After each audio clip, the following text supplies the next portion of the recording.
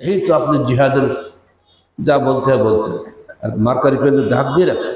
আমরা জিহাদ ছিল বলেই বাংলাদেশ হয়েছে, আগামী দিনে আবারও জিহাদ হবে, জিহাদ ফরজ, জিহাদ থাকতেই হবে। আপনি কি বলতে চাচ্ছেন?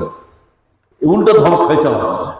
আর উত্তর দিল কি, আমার জিহাদে বিশ্বাসী, দাওয়াত জিহাদ, তৌহিদের পক্ষে দাওয়াত, শিরকের বিরুদ্ধে জিহাদ।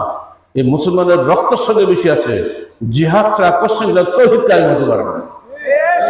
এলাকায় বাতিল চলবে, অন্যায় কাজ চলবে, আর আপনি যে মেউ করবেন নাকি? হটিয়ে গুড়ি দিতে হবে, তবে তো জিহাদ। কিসের বর্ষবরণ, কিসের জ্যৈষ্ঠী বরণ, কিসের চৈত্র বরণ, কোনো বরণ টরণ নেই, সবই আল্লাহর মাস। এখানে কোনো মানুষের কাছে কিছুই বলার ক্ষমতা নেই। আসমানি ফয়সালা। আল্লাহ কখনো বৈশাখ মাস পাঠায়, আল্লাহ কখনো জ্যৈষ্ঠ মাস পাঠাবে, সবই তারই বিধান চলবে। এই এখন বিকাল হয়ে গেছে, রোদে জোর আছে, কে কমাবো? যাও তো তুমি যাই, বৈশাখ মাস তো গরম লাগে দুপুর পর্যন্ত, এখন ঠান্ডা কেন? বিকেলে তার সমস্যা নেই, সামনে সামনে নেই, কিছুই নেই, কিন্তু আরাম বসে আছেন, বাতাস খাচ্ছেন। যিনি সূর্যকে গরম করে আবার ঠান্ডা করে, তিনি আমার আল্লাহ। মানুষের বানোয়াট করে কথা দিয়ে চলবে না। মানুষ পশ্চিম কালো কোনো কিছুই করার ক্ষমতা রাখে না, সেটা এটা কিছুই না। মানুষ একটু 3 বার পায়খানা, 4 বার বমি হলে হাসপাতাল, এই তো আপনাদের ক্ষমতা, এটুকুই। এত লম্ব সম্পদে হিংসা, এত বড় অহংকার কেন? যে আল্লাহকে ভয় করবেন গোপনে এবং প্রকাশ্যে। যে আল্লাহ সে কঠোর সূর্যটাকে এখনই আমাদের জন্য নরম করে দিয়েছেন। আর আমরা এই কথাগুলো বলবো, আমাকে হাদিসের ব্যাখ্যা আছে, আল্লাহ রাসূল নিজে শিখিয়ে দিয়েছেন যে এর ব্যাখ্যাটা কি। তুমি গোপনে প্রকাশ্যে আল্লাহকে ভয় করো, তাহলে তুমি নাজাত পাবে। আমরা জান্নাতের স্বার্থে কাজ করি, দুনিয়া পাওয়ার স্বার্থে নয়। কারণটা কি? আমরা যখন মায়ের গর্ভে ছিলাম, 4টে বস্তু লিখিত হয়নি, জানেন তো এগুলো কি কি? দেখি বলতে পারি তো, মায়ের গর্ভে যে 4টা বস্তু লিখিত হয়েছিল, সে 4টা কি কি বলেন তো? না বললে একটা ছাড়া হবে না। 1 নম্বর কি? হায়াত।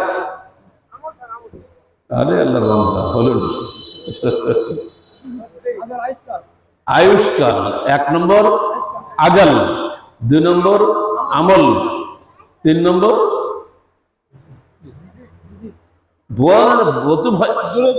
রেজেক বলেন, আর 4 নম্বর সাইদ আম শাকি, সৌভাগ্যবান না হতভাগ্য। মুখস্থ বলেন, বলেন আমার সাথে।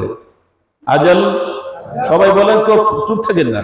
বুড়ো বলে কিছুই জানে না, জোয়ান বলে কিছু বলতে পারে, এখন দুজন তালা করি বলেন। আজাল, আমল, রেজেক, সৌভাগ্যবান না হতভাগা, অর্থাৎ জান্নাতি না জাহান্নামী। এই 4টা জিনিস আগেই লেখা সারা। এখন আপনি যতই লম্ব করেন, যখন ওষুধ বানায় সেখানে কি লেখে? প্রথমে আগে লেখে কার্যকারিতা কি, লেখে না?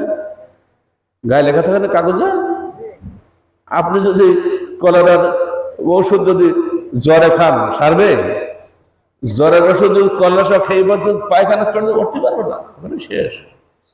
প্রথমে কার্যকারিতা, তারপরে এর আয়ুষ্কাল, কতদিন এর এটা চলবে, ইংরেজিতে বলে ডেট অফ এক্সপায়ারি, তাই না? এরকম সব আছে না, যে চোখে ড্রপ দেয়, লেখা থাকে এভরিসনের ড্রপে 1 মাস পর্যন্ত এর আয়ুষ্কাল, এর পরে দিলে আর কোনো কাজ করবে না, বলা থাকে না?